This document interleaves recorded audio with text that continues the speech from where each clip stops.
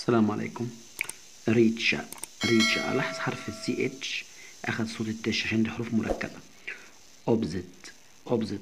هنلاحظ إن حرف البي هنا سايلنت عشان متكرر، وهنا حرف الاس أخد صوت الزين عشان وقع بين حرفين متحركين اللي هو الأو والآي. عكسها بور. بور. نشوف مع بعض مثال آخر. عندنا كلمة بيتش. بيتش بتقيلة. في عندنا بيتش.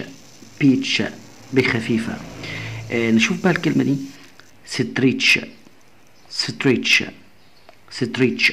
هنلاحظ السي اتش هنا اخد صوت الشين، يعني هنا اخد صوت التش.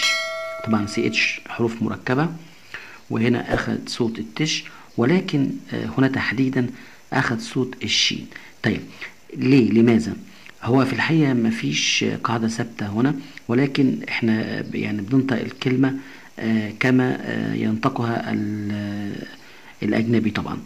يعني احنا مرتبطين بيه طبعا، لكن هنا في الحقيقة مفيش قاعدة ثابتة بتحكم علينا ان احنا امتى نقراها تش وامتى نقراها شين، ولكن نطق الأجنبي هو اللي بيحدد إذا كانت سي اتش تاخد تش أو تاخد شين حسب الكلمة نفسها.